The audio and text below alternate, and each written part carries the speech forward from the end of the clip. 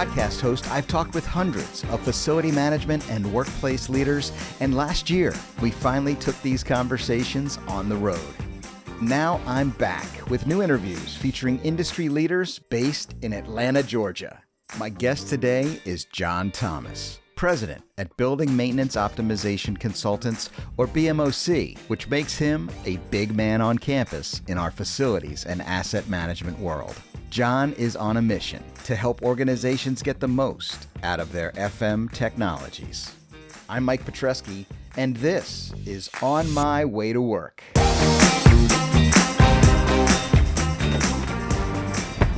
Hey, Mike. Welcome. Thank you. How are you, Jon? Great. Nice to see you. Yeah, it's been a minute. It's been a minute, as the kids say. Yep.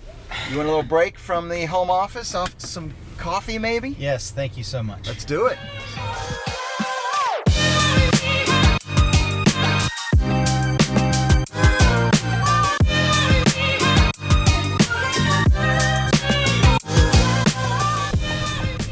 So BMOC, I got the big man on campus in my vehicle, which is fantastic after your appearance on the Asset Champion podcast. Yep. It's been a few years though. What's been going on? Yeah, and well, we've just been growing and getting bigger and bigger jobs, bigger portfolios.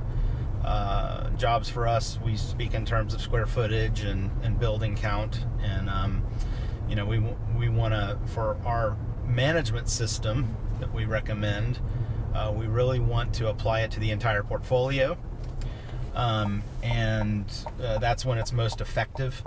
And we're talking asset registry and maintenance strategy. Mm-hmm. You really talked about this holistic view of the built environment. Yeah, so our philosophy is the management system, or the asset management program, if you will. I just like to use the facilities management system. To me, is founded in good data, and that's defined by comprehensive, thorough, accurate asset registry, good preventive maintenance procedures, life cycle modeling for you to make repair replace decisions, consumable parts information, and all of that goes into a CMMS or an EAMS or an IWMS, whatever system they're using. They will all do what you need them to do. The important part to us is the data, and the CMMS should be interchangeable outside of that. If you're doing it right, if your organization is committed to asset management, which I very simply define as closing out work orders with material, labor, and assets appended. To do that last part, you have to have the asset registry set up. Then your management system dictates the functionality you're going to get out of the CMMS, and it helps make your usage of the CMMS more efficient. It helps make your communications with your vendor more efficient. It sets expectations a lot better. So what I find is there's a tremendous opportunity for us as BMOC to help our clients with best practices on using the CMMS and making sure the organization doesn't get a what I'll see is over time the CMMS becomes it'll have all these connotations to it, from the technical staff to middle management to leadership, and in my opinion, I think in many cases it's undue. Like if the organization is not using the system well, the CMMS will get scapegoated. And it'll just get to a point where even if it's fully functional and a perfectly good system, it's just, there's just this emotional attribute to it now in the organization that you can't get away from. Our philosophy at BMOC is that it's usually the data, the quality of the data, and the resulting workflows that causes the negative perception. So we want to get in and help our clients with it. So yeah, we talk about asset registry, but we view the asset registry as a management system. We don't view it as something rote, like an accountant would look at it and say, well, I've got this system, it's worth $2,000 to us, and therefore I want it in my asset registry. That's, to us, that's that's a little more basic than how we approach it. We would say you have this asset, and it doesn't matter how much value it is. It has this much value to the building's purpose and the program in the building, and your staff needs to be doing this to it, and you need to plan for its renewal at this point. It's basically a cash flow diagram, right? We look at all assets like an engineering economics operation, right?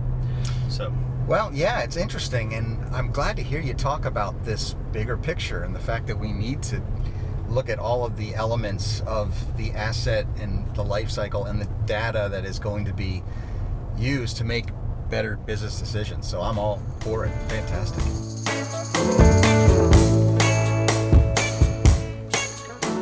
Yeah, and then you can get into, if you're doing it right, you can move away from sort of anecdotal discussions or hunches or just perceptions about certain things, and get into looking at the data to support those discussions and say, okay, well, how many, it's reliability-centered maintenance, of course. Mm-hmm. So, okay, you're saying that we shouldn't be maintaining this asset. It's a beast. It runs on its own. Let's look at the data and, hey, you're right. We haven't had any corrective maintenance work orders on this. So, yeah, let's make better use of our time. Why don't we move this from a quarterly to a semi-annual? And then see how that goes. See if we get any quality issues out of that. So, yeah. Lots of factors. That communication is essential. The strategic approach to naming the assets and tracking the data is all going to help you get a better business outcome. Yeah, and one of the things that we've had to do at BMOC, I've been in facility since 1998, and getting the right people to be able to do this work has been a huge challenge. That's why I ultimately founded BMOC, to focus on just this problem, because you have to have staff who understands mechanical, electrical, plumbing, architectural systems, fire alarm systems, sometimes process equipment. We focus on buildings and we move into process. We've done some poultry farm equipment. We've done some very interesting building program systems. But culinary equipment, we see that all the time. But they have to understand the building systems. They have to understand mechanical. You have to be able to break down a system into its mechanical components. And you have to understand software and data and how and being consistent and using naming conventions that are scalable, not just for today, but 15 years down the road. Wow. Yeah. So it's an ongoing training process, and I founded the company in 2015, and that's what we've been doing for the last eight and a half years, is getting staff who understands this. You can't just take somebody and say, technical staff might understand systems in there that they know how to maintain, but no one teaches them, and this is what you need to call it. Okay? If you call it what the manufacturer calls it, my favorite one to harp on is fan coil units. Okay. Original equipment manufacturers will call systems whatever they need to call it that fits in within their marketing strategy. So you get things like blower coil unit, fan coil unit, air handling unit. So, and you'll have a particular engineer install something that'll go into the building with an FCU tag, as if to say it's a fan coil unit. Well, if that unit has a larger filter, a larger pleated filter, it's got a belt-driven fan, we're not, and it's actually a little double-walled sheet metal box. We call that an air handling unit. I don't care what the OEM's calling it. And the organization needs to have, the facilities management organization needs to have conversations like that before they embark on the asset inventory and data collection effort, or the asset registry development. And that gets real pedantic, and it takes a long time. We at BMOC, we've got 1,800 individual Uniformat 2 level 5 breakouts. Wow. So to have somebody master that, it kind of has to be their full-time job. I would say so. Yeah. So, anyway, it's really interesting. It's super complicated, but fascinating and really interesting. And I'm glad there are folks like you out there thinking this stuff through. So, Yeah, a little coffee break, John. You need a little break from the home office?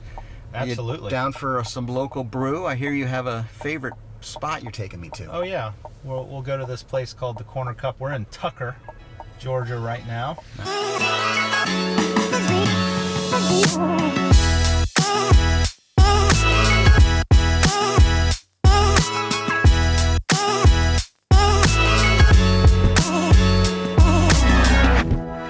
Yeah, the Corner Cup coffee. We are ready to roll now. Yep. I won't fall asleep on you now.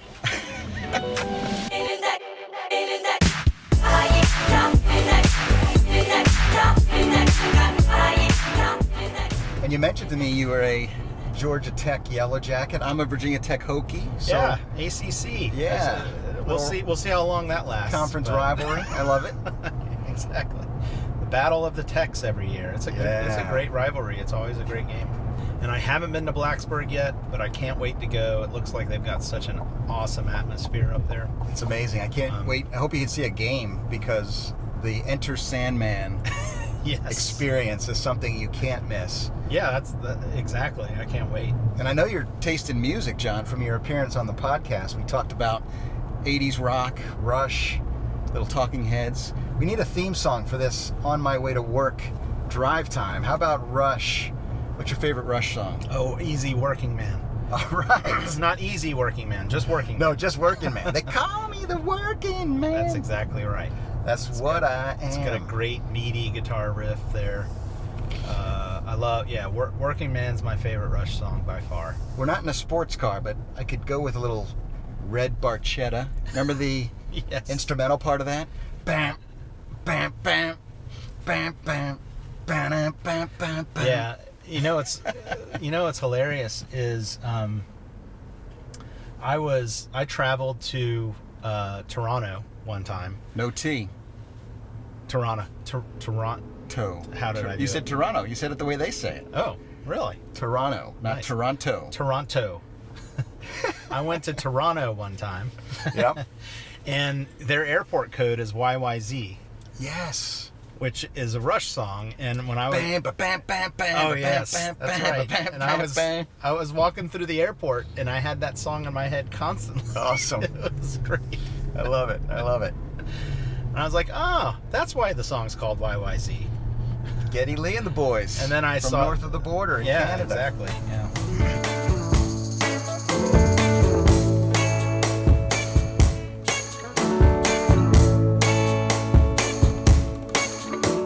John, this has really been interesting, fun.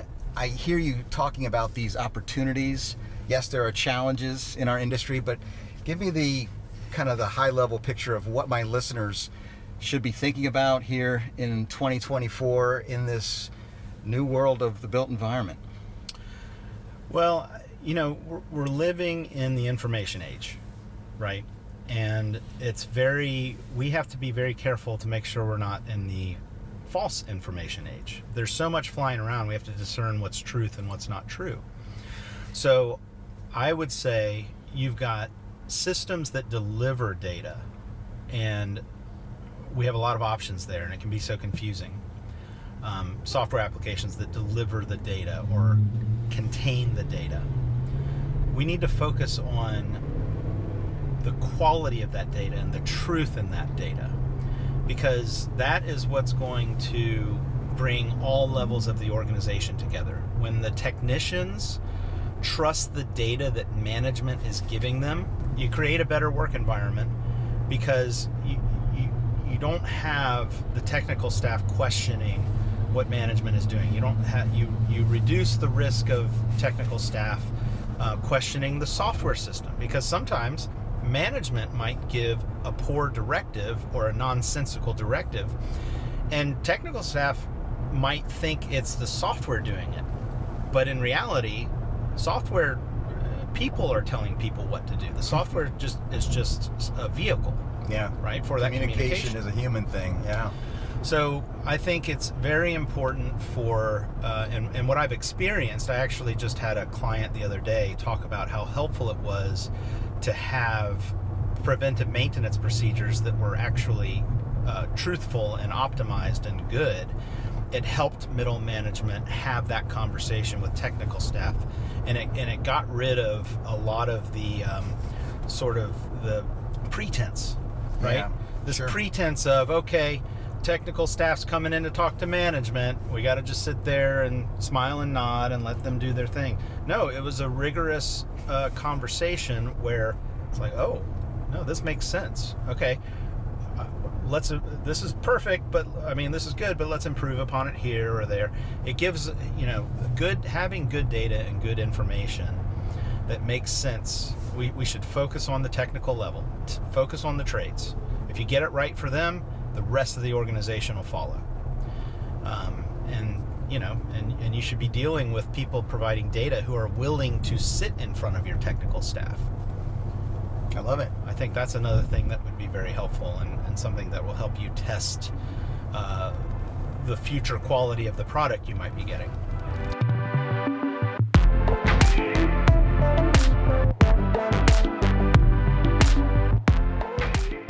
Jon, this is beautiful. Thanks for letting me take you out to coffee. You've brightened my day. I really appreciate it. This is fun. One of the problems with working from home is you don't have as much socialization. Yeah. We try to be fun and light on our meetings, on our daily meetings. Just got to be more intentional about it. That's what I'm all about, is inspiring everyone out there to make sure they are building in human connection in their workplace, whatever it looks like. As we get ready to drop you off, we're almost done. Jon, you are an optimistic guy. You have a lot of great insight into this world of the built environment and facility management. What advice would you leave with my audience as we head into the future together? I would say be strategic. And that means count everything within your purview, and then prioritize and plan accordingly. Take a step back and always evaluate where you are within that strategy. I know that sounds sort of cliche, but we've got to do it, and just count what you got. Perfect. Yep. And you nailed it. Right as I drop you off. Great thought. Thanks so much for doing this. Great to see you again. Yeah. Enjoy the rest Mike. of your day. It was a Thanks, pleasure. Jon. Have Till a next great one. time. Yep. Peace out. Yes, sir.